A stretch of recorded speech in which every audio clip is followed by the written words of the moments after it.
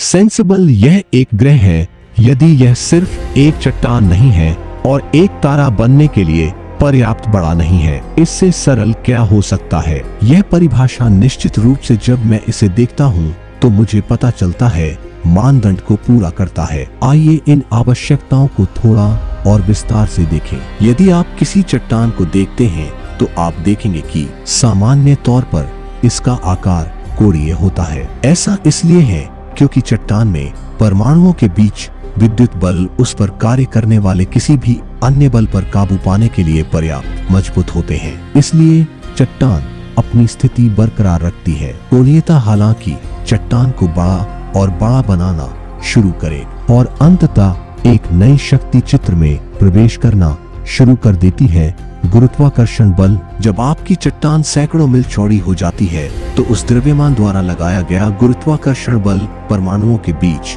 विद्युत बलों पर काबू पाने के लिए काफी बड़ा हो जाता है। ऐसे ब्रह्मांड के रहस्य जानने के लिए सब्सक्राइब कीजिए gender universe space documentary channel को और जुड़िए हमारे साथ। और चट्टान में सामग्री गुरुत्वाकर्षण के प्रति प्रतिक्रिया करना शुरू कर देती है। जिंजरेज समिति के पहले मानदंड के अनुसार आवश्यक गोल आकार मानकर गुरुत्वाकर्षण बल के जवाब में परमाणु खुद को पुनर्व्यवस्थित करना शुरू कर देते हैं। इस प्रकार क्षुद्र ग्रह सेरेस इस मानदंड को पूरा करता है, लेकिन क्षुद्र ग्रह बेल्ट में यादृच्छिक चट्टान नहीं है। एक्सोप्लैनेट की दुनिया में हालांकि इस मानदंड को थोड़ा विस्तारित करने की आवश्यकता हो सकती है। उदाहरण के लिए यदि कोई ग्रह घूम रहा है तो ऊपर चर्चा की गई विद्युत और गुरुत्वाकर्षण बलों के अलावा एक तीसरा बल काम में आता है, केंद्रापसारक बल। यह बल गोल आकार लेता है और इसे भूमध्य रेखा पर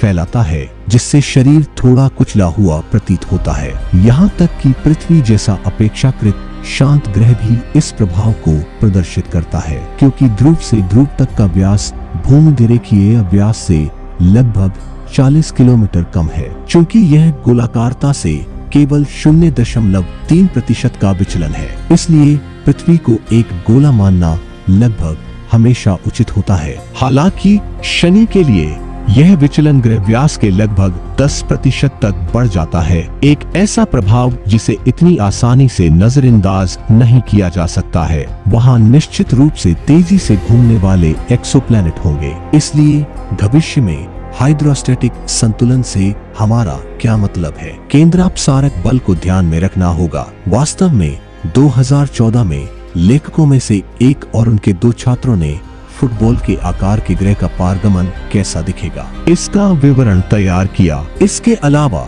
हम अन्य अभी तक अप्रत्याशित ताकतों की कल्पना कर सकते हैं जिन्हें किसी दिन ध्यान में रखना पड़ सकता है। उदाहरण के लिए चुंबकत्व दिमाग में आता है। इस प्रकार जैसा कि हमेशा एक्सोप्लैनेट के मामले में होता है, हमें इस बारे में खुला दिमाग रखना होगा कि हम और क्या खोज सकते हैं और यह किसी ग्रह की हमारी परिभाषा को कैसे प्रभावित कर सकता है। अन्य मानदंड के बारे में क्या ख्याल है? एक सितारा नहीं होने के बारे में। द्रव्यमान के रूप में एक वस्तु बड़ी और बड़ी होती जाती है। उसके केंद्र का तापमान तब तक बढ़ता है जब तक कि कुछ महत्वपूर्ण द्रव्यमान पर उसके मूल में कर संलयन प्रतिक्रियाओं को शुरू करने के लिए पर्याप्त तेजी से आगे नहीं बढ़ जाते। जब ऐसा होता है तो वस्तु एक तारा बन जाती है। इस प्रकार ऊपर दिए गए मानदंड कक्षा में एक चट्टान और दोहरे तारा प्रणाली के बीच एक प्रकार के मध्य मैदान को परिभाषित करते हैं। इस परिभाषा का नकारात्मक पक्ष यह था कि यह अभी तक खोजी जाने वाली कुइपर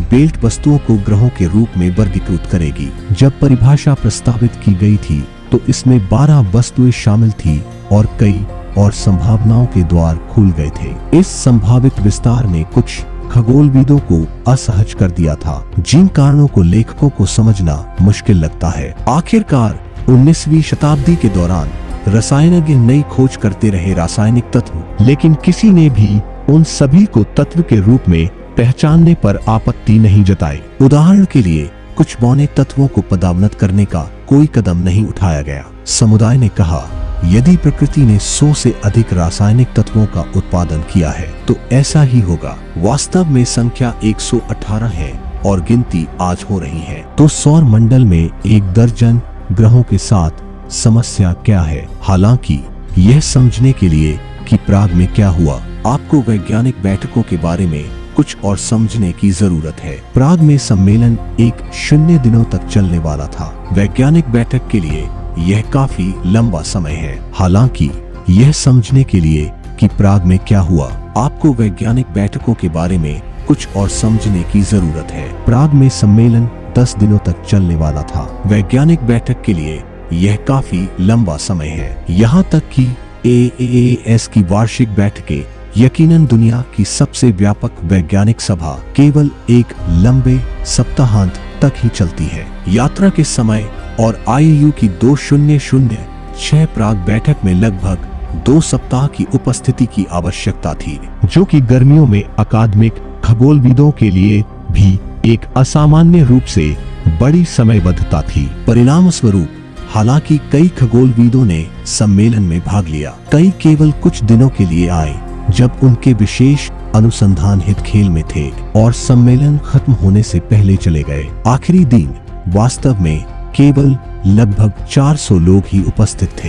एक तथ्य जो प्लूटो बहस के समाधान को समझने के लिए महत्वपूर्ण है। समस्याएं वास्तव में तब शुरू हुई जब महासभा खुली। उन्होंने सदन से आपत्तियों के साथ शुरुआत की कि समिति द्वारा तैयार की गई ग्रह की परिभाषा पहले से घोषित नहीं की गई थी। एक उचित शिकायत, भले ही आयोजकों ने मीडिया सर्कस से बचने के प्रयास में इस तरह से काम किया था, वहां से चीजें तेजी से नीचे की ओर चली गई। हालांकि एक पर्यवेक्षक के अनुसार एक प्रतिभागी सचमुच चिल्ला रहा था क्योंकि उसकी अपनी विशिष्ट विशेषज्ञता के प्रतिनिधि को समिति में शामिल नहीं किया गया था।